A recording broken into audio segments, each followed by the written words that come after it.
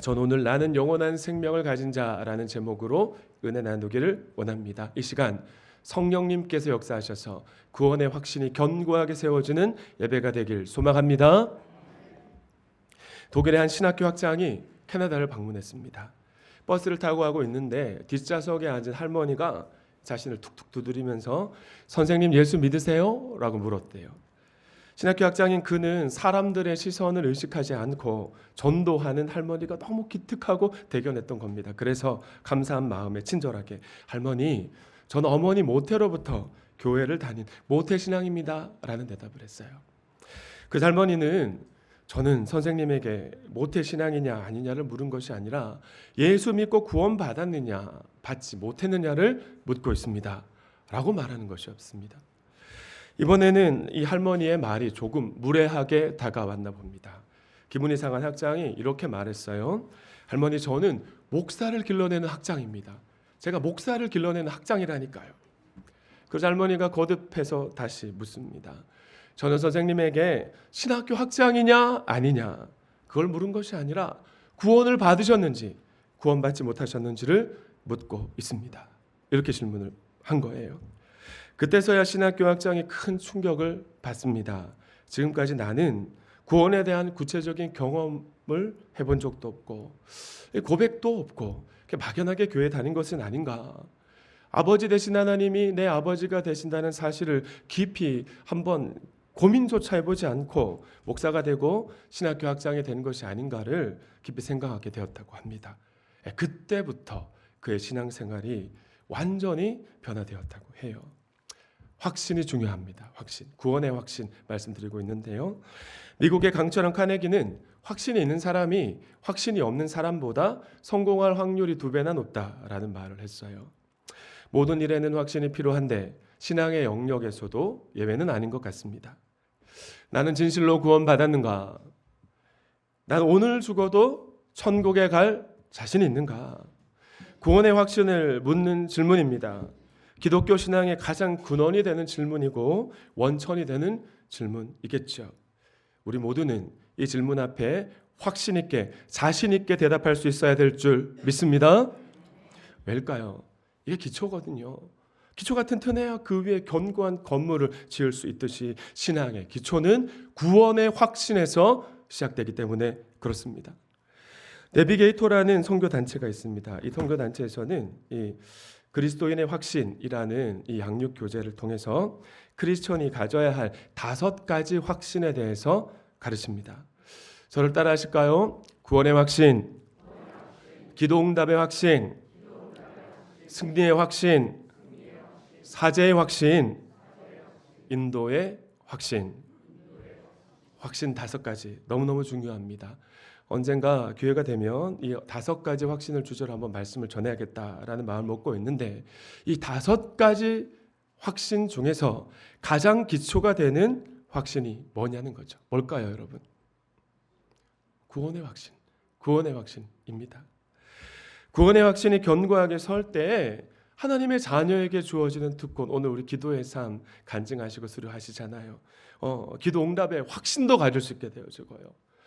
하나님의 자녀에게 허락하시는 인도와 승리의 확신뿐만 아니라 사제의 확신도 견고하게 세워갈 수 있기 때문에 그렇습니다.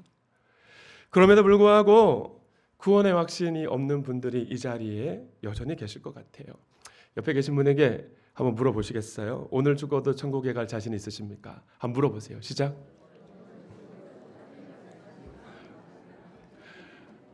네, 감사합니다. 우리 송국선 선생님, 윤호진 성도님 인사하니까 끄덕끄덕 하셔가지고 너무 감사한 것 같아요. 만약 자신 있게 대답하지 못하셨다면 오늘 예수영전 모임에 다시 한번 참석하시면 좋겠다라는 생각이 들어요. 그런데 우리의 구원의 확신을 흔드는 무리가 있으니 바로 구원파라는 사이비 이단입니다. 이단과 사이비의 차이에 대해서 제가 생명의 삶 공부 시간에 제가 가르쳐 드렸잖아요. 먼저 이단은 기독교 정통 교리와 부분적으로만 조금 다릅니다. 그런데 사회적 무리까지는 일으키지 않은 주장이나 단체나 사람을 일컫는 말이에요. 제7일 안식일 예수 재림교회, 횃불마크한 교회 막 시골에가도 있잖아요. 이단입니다. 사이비는 사회적 무리까지 일으킨 주장이나 단체나 사람을 일컫는데 사이비가 어떤 단체일까? 어떤 사람도 있을까요? 그렇죠. 신천지, 천부교, 마가동산, 안산홍 등등 있을 것 같아요. 구원파도 사이비입니다. 사이비인 이유는 구원파 유병원이 한 10년도 좀 넘었잖아요. 대한민국에 세월호라는 큰 아픔을 우리에게 안겨줬잖아요. 사회적 무리를 크게 일으켰습니다. 그래서 기독교계는 구원파를 기업형 사이비라고 규정하고 있는데요. 구원파에 몸을 담은 연예인으로는 가수 박진영이 있고요. 유튜브 보면 박진영이 막 성경 공부 얘기하는 그 구원파 교리 가리키는 겁니다. 양희은, 탤런트 배용준, 전양자, 영화배우 유성룡 씨 등이 있습니다. 제가 울릉도 선교를 갔더니 얼마 전에 유성룡 씨 영화배우가 갔다 그러더라고요. 울릉도에 유성룡 씨 어떻게 왔나? 촬영이 있었나 했더니 구원파 간증 집회 열어서 다녀왔다는 말을 제가 들은 적이 있다는 거죠. 한 번은 제 지인 목사님의 여동생에게 구원파가 찾아왔어요. 이렇게 질문합니다. 당신은 구원받았습니까? 할머니가 신학교 학장에게 한 질문과 비슷하지만 목적이 전혀 다른 질문이에요. 이분이 예라고 당연히 대답했더니 그럼 그날이 몇 년, 몇 월, 며칠이냐고 재차 묻는 거죠. 기억이 안 난다고 말했더니 아니 어떻게 육신이 태어난 생일은 기억하면서 영혼이 태어난 영적인 생일은 모를 수 있느냐라고 막 다그치더라는 거예요. 저도 제가 그 거듭난 날짜가 언젠지 날짜를 잘 모를 것 같은데 이렇게 물으면 우리가 좀 당황하게 되잖아요. 이분도 순간 뻥 했다고 합니다. 이렇듯 구원파는 크리스천의 혼을 쏙 빼놓고 나서 그때부터 이제 자신들의 교리를 주입하는 거죠. 그런데 왜 크리스천이 이 구원파의 질문을 받으면 당황하게 될까요? 왜 그럴 것 같습니까? 뭐가 없으니까? 구원의 확신이 없으니까요. 구원의 확신이. 제가 예수 영접 모임을 인도하면서 참석하신 분들에게 오늘 죽어도 천국에 갈 자신 있으십니까? 만약 천국 문 앞에 섰을 때 예수님께서 아무개야 내가 너를 나의 천국에 왜 들여보내야 되지? 라고 물으신다면 뭐라고 대답하시겠습니까? 라는 전도 폭발의 두 가지 진단 질문을 드리면 자신 있게 대답하시는 분들이 거의 없으세요. 교회 오래 다니신 분들 가운데에도 구원의 확신이 흔들리는 분이 있기 때문입니다. 요즘 제가 기도를 많이 못해서요. 봉사를 좀 많이 못하고 나쁜 생각 말을 좀 많이 해서 제가 천국에 못 갈 것 같습니다. 기존 신자는 대부분 이렇게 말씀들을 하시고요. 세교들은 말할 것도 없이 글쎄요 죽어봐야 알죠. 이렇게 말씀하시곤 합니다. 자, 그럼 왜 구원의 확신이 흔들리는 것일까? 가장 큰 이유는 첫째, 구원의 유무를 감정으로 측정하려고 하기 때문에 그렇습니다. 뭘로 측정하려고 한다고요? 감정.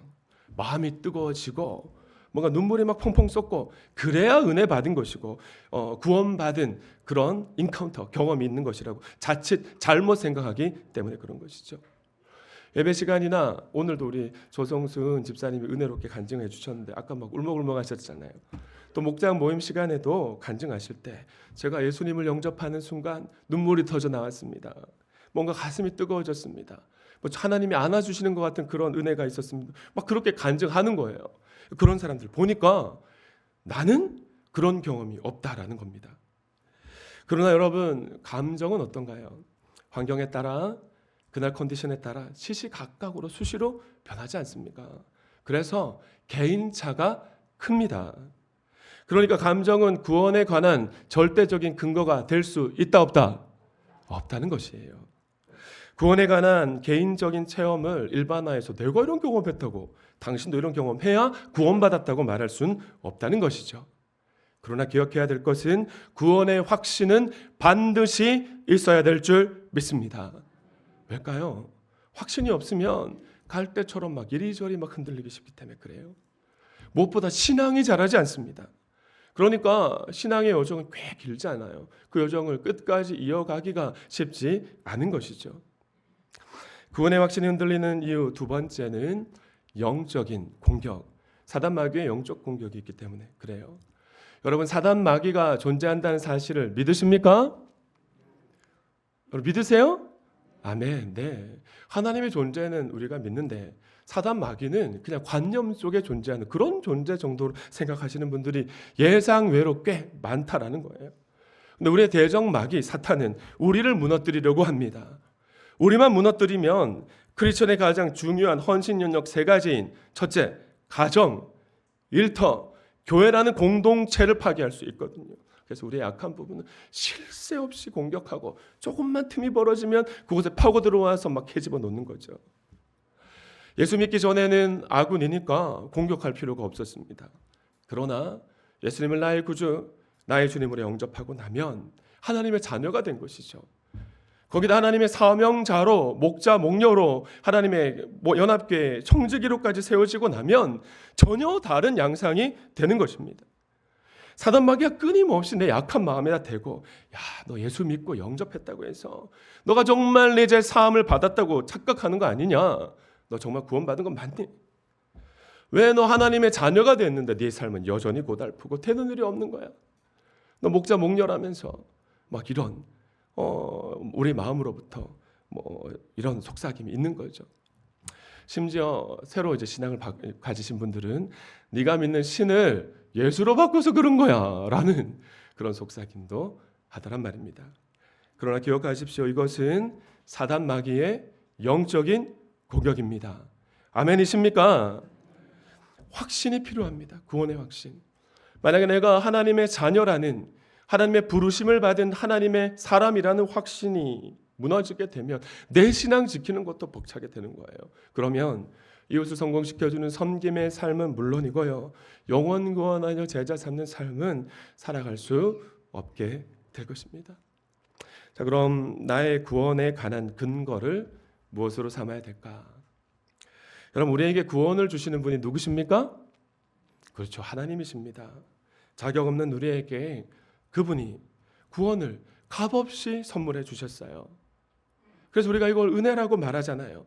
그분의 말씀을 구원의 근거로 삼아야 합니다. 오늘 본문은 이렇게 말씀하고 있는데요, 11절과 12절 말씀을 한 목소리로 한 번 더 읽어주시겠습니다. 시작.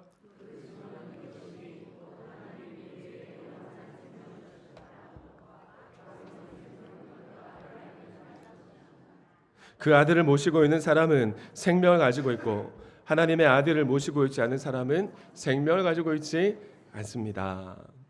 여러분, 이 말씀을 미루어 볼 때 내가 구원받았다는 근거는 무엇이겠습니까? 하나님의 아들을 모시고 있는가? 그렇지 않은가가 되겠죠. 하나님은 영원하신 분이시잖아요. 하나님의 아들이신 예수님도 영원한 분이십니다. 영원한 생명이신 예수님을 내가 진지하게 나의 구주, 나의 주님으로 영접했다면 그의 안에 예수 그리스도라는 영원한 생명이 있다는 사실을 믿으시기 바랍니다. 영원한 생명이 내 안에 있어요. 그래서 나는 구원받은 사람인 것이에요. 하지만 영원한 생명이신 예수님을 소유하지 못해서 거부한 분들은 영원한 생명이 없으니 구원받지 못했다, 이런 말씀인데, 만약 여러분이 영원한 생명이신 예수님을 영접하셨다면 안심하셔도 됩니다. 여러분은 구원받은 하나님의 자녀고요, 하나님의 백성입니다. 하나님의 자녀는 아버지, 하늘 아버지께서 삶을 책임져 주실 것입니다. 할렐루야. 미국에서 전도자로 영향을 끼친 윌버 체프만이라는 목사님이 계십니다.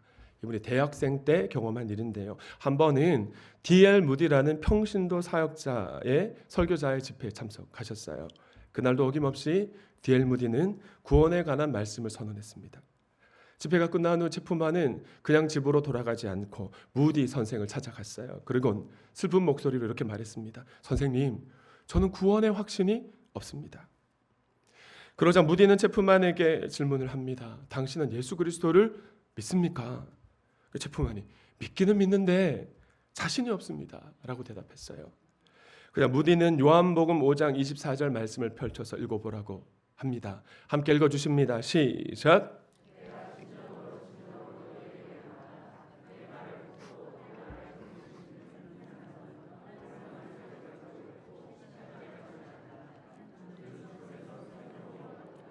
그는 죽음에서 생명으로 옮겨갔다. 할렐루야. 개역개정 성경에선 사망에서 생명으로 옮겼느니라 라고 말씀하고 있어요. 말씀 읽기를 마친 제프만에게 무디가 다시 한번 묻습니다. 당신은 이 말씀을 믿습니까? 네, 믿습니다 라고 대답했죠. 그래서 이번에는 무디가 그러면 당신에게 영생이 있습니까? 라고 질문을 해요. 그러자 이번에 체프만이 글쎄요 또 그러는 거죠. 그래서 무디가 어떻게 했느냐, 한 번 더 요한복음 5장 24절 말씀을 확신 있게 읽어보라고 주문을 합니다.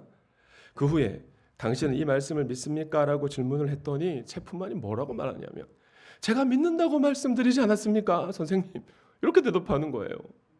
그러니까 무디가 또 묻는 거죠. 그러면 당신에게 영생이 있습니까? 아 글쎄 제가 그걸 잘 모르겠다니까요. 우리 모습 같잖아요. 그냥 무디가 이렇게 소리쳤다고 해요. 하나님이 믿는 자에게 영생이 있다면 있는 거지, 당신이 뭔데 하나님의 말씀을 무시합니까? 그제서 체프만이 소심한 목소리로, 그러면 제게 정말 영생이 있는 겁니까? 라고 대답했다고 해요. 하나님이 있다면 있는 거지 라는 이 D.L. 무디의 호통에 윌버 체프만은 지금까지 자신이 하나님의 말씀을 온전히 믿지 않았다는 사실을 깨닫게 되었습니다. 그리고는 구원의 확신을 가지게 되었던 것이죠. 완전히 이후에 그의 삶은 달라졌어요. 헌신된 삶을 살아가서 신학 공부까지 하고 D.L. 무디가 은퇴했을 때 무디가 섬기는 교회의 후임 목사가 되었다고 합니다. 저를 따라 하실까요? 성경이 그렇다고 하면 그런 줄 알고, 성경이 아니라고 하면 아닌 줄 알자. 여러분 아멘이시죠? 가정교회 정신이잖아요. 사랑하는 도안가족 여러분, 오늘도 우리에게 영원한 생명을 주신 하나님, 그분의 말씀인 성경은 분명하게 선언하고 있습니다. 12절, 아들이 있는 자에게는 생명이 있고 하나님의 아들 예수 그리스도가 없는 자에게는 생명이 없느니라. 만약 여러분이 예수 그리스도를 진지하게 마음에 영접하셨다면 여러분 안에 예수 생명이 있는 것입니다. 여러분은 영원한 생명을 이미 얻었으니 안심하셔도 된다는 것이죠. 구원을 소유한 자가 된 줄 믿습니다. 그러니까 어떤 현상이나 감정, 요즘에 뭐 되는 일이 없어서 내가 좀 마음이 좀 뭐 소심해지고 우울해져서 이런 거 연연해하지 말아주시면 좋겠어요. 여러분은 그 어떤 선행이나 자격이나 구원에 여러분은 그 선행이나 자격이나 공로에 구원 받는데 전혀 지장받지 않는 이미 영원한 생명을 소유한 자이기 때문에 그렇습니다. 여러분 행하시는 공로나 어떤 선행, 봉사는 뭐 나를 드러내기 위한 일이 아니라면 하나님의 영광을 위한 일이겠죠. 그러면 이 땅에서 삶을 마치고 하나님 앞에 갔을 때 하나님께서 착하고 충성된 종아라고 말씀하시며 빛나는 상급의 면류관 씌워주실 것입니다. 그러나 구원은 예수님을 영접한 이에게 값없이 주시는 하나님의 선물이고, 자격이나 공로나 봉사나 기도 많이 하고 성경 많이 읽었다고 해서 구원을 받고 안 받고에 지장받지 않는다는 사실을 기억할 수 있었으면 좋겠어요. 오늘 리브 연합예배 참석하신 모든 성도님들이 하나님의 말씀 위에 구원의 확신을 더욱 견고하게 세워가시길 축원합니다. 생명의 삶 10주차에 배우는 내용인데요, 에베소서 5장 1절은 이렇게 말씀하고 있습니다. 함께 읽어주실까요? 시작.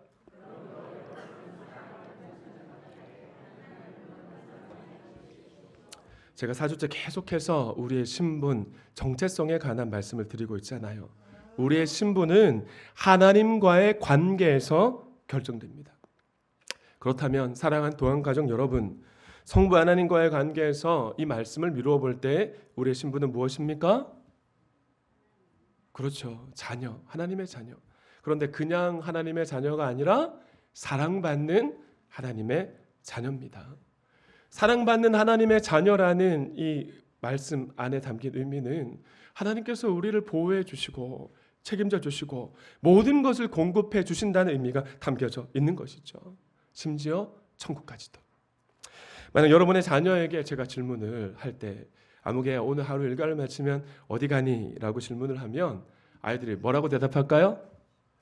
집에 갑니다 라고 대답을 합니다.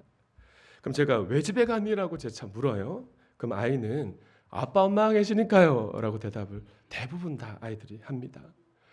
크리스천의 인생은 출장인데 하나님의 자녀인 우리가 이 땅에서 출장을 마치면 우리는 어디에 갈까요? 천국에 가죠. 왜 갑니까? 하늘아버지가 계신 천국에 하나님의 자녀는 자동으로 가게 되는 것입니다. 저와 여러분 하나님의 사랑받는 자녀니까요.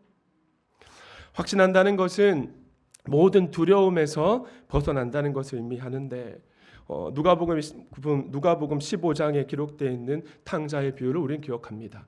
둘째 아들, 여러분 기억하시죠? 그 아들 보십시오. 얼마나 당당하고 뻔뻔합니까? 아버지에게 미리 증여받은 재산을 다 탕진했어요. 거짓골을 하고서도 아들이라는 정체성 신분 하나 붙잡고 아버지의 집에 돌아오지 않습니까? 그러면 아버지는 두 팔 벌려 그 아들을 맞아주시고 잔치까지 베풀어 주잖아요. 사랑받는 자녀니까요. 만약 예수님을 진지하게 영접한 하나님의 자녀라면 구원의 문제만큼은 약간의 뻔뻔함도 필요하다. 아멘이시죠? 말씀 맺습니다. 한 번 더 따라합시다. 구원의 확신이 있어야 승리하는 삶이 가능하다. 구원의 확신이라는 견고한 반석이 세워져야 우리의 삶이 승리하는 삶으로 세워져 가게 됩니다. 이런 면에서 다윗은 진정 확신의 사람이었어요. 그는 시편 3편 7절에서 이렇게 고백합니다. 여호와여 일어나소서, 나의 하나님이여 나를 구원하소서. 주께서 나의 모든 원수의 뺨을 치시며 악인의 일을 꺾으셨나이다. 할렐루야. 이 내용상으로는 시편 3편은 미래에 이루어질 승리에 관한 예언의 노래입니다. 근데 이 말씀을 가만히 들여다보면 시제가 과거 완료형이거든요. 유대인들은 너무나 확실해서 분명한 확신이 들면 아예 그냥 과거 완료형으로 그냥 써버린답니다. 뭐 가령 예를 들면 우리 말에도 이런 용법이 있잖아요. 아이들이 막 싸울 때 야 너 이제 죽었어, 너 이제 끝났어 막 이런 표현 쓰잖아요. 자신감 넘치는 아이들.